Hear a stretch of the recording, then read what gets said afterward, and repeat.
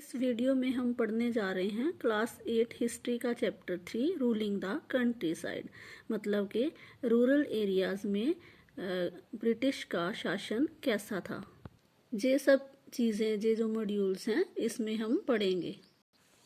तो जैसे हमने पिछले चैप्टर में देखा कि जो अंग्रेज़ थे वो एक ईस्ट इंडिया कंपनी के रूप में एज अ ट्रेडर्स इंडिया में आए और धीरे धीरे उन्होंने जहाँ की टेरिटरीज़ के ऊपर कब्जा करना शुरू कर दिया।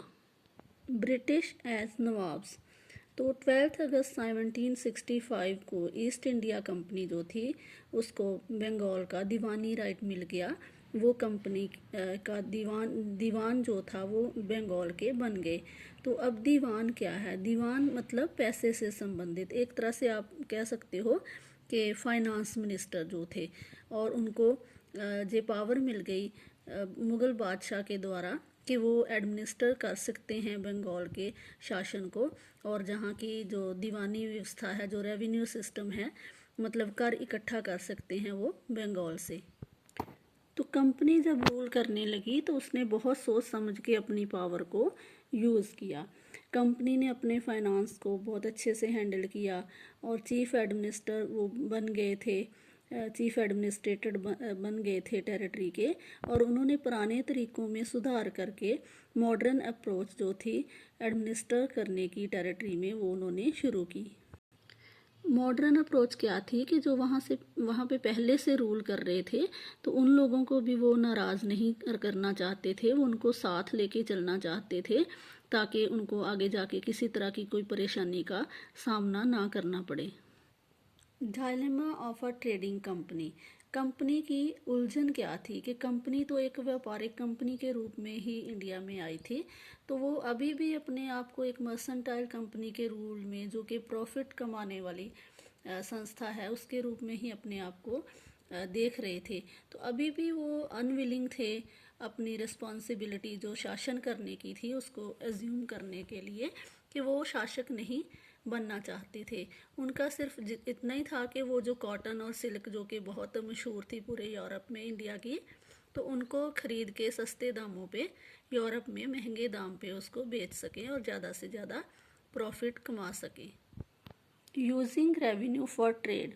तो जो बंगाल से रेवेन्यू इकट्ठा कर रहे थे अंग्रेज़, उनको राइट मिल गया था वहाँ से कर इकट्ठा करने का, टैक्स इकट्ठा करने का, तो उसके कारण उनके पास काफ़ी पैसा आ गया और अब उन्होंने बंगाल में अपना व्यापार जो था उसको डबल कर दिया। ज़्यादा चीज़ें उन्होंने खरीदनी शुरू कर दी। पहले उनके पास पैसा नहीं था, वो इंग्लैंड से आता था गोल्ड के रूप में या सिल्वर के रूप में, लेकिन अभी क्योंकि वो बंगाल से रेवेन्यू इकट्ठा कर रहे थे तो उस रेवेन्यू को यूज़ करके वो भारत से बहुत सारी चीज़ें खरीद सकते थे। Agriculture crisis in Bengal. तो production started a decline. Production जो थी वो कम होना शुरू हो गई क्योंकि ज़मींदार जो थे वो ज़्यादा से ज़्यादा कर तो इकट्ठा करने में लगे थे, लेकिन एग्रीकल्चर को सुधारने में कोई भी उनका रोल नहीं था। आर्टिशन जो थे लोग, कारीगर लोग जो थे, उनका क्योंकि उनसे भी सस्ते दामों पे चीज़ें खरीदी जाती थी और उनका रोज़ी रोटी का जो निर्वाह का सिलसिला था वो उनका बंद हो गया। वो इतनी कम कीमत पे अपना परिवार नहीं चला सकते थे, तो उन्होंने भी गाँव को छोड़ना शुरू कर दिया। और जो किसान थे उनको और आर्टिशंस को किया गया कि आप कम कीमतों पे चीज़ें जो है हमें बेचो। तो एग्रीकल्चर में कोलैप्स हो गया, इसका पतन होना शुरू हो गया। तो इस तरह से जो लैंड की प्रोडक्शन इंक्रीज़ करने का था और लैंड एरिया जो इंक्रीज़ करने का प्रेशर था वो अंग्रेज़ों के ऊपर बढ़ गया।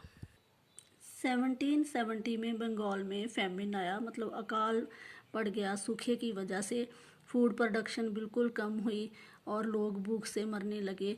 तो मिनिमम 10 मिलियन पीपल जो थे वो भूख के कारण मारे गए और 1/3 हिस्सा बंगाल की पॉपुलेशन का इस अकाल की वजह से, इस भूखमरी की वजह से ख़त्म हो गया।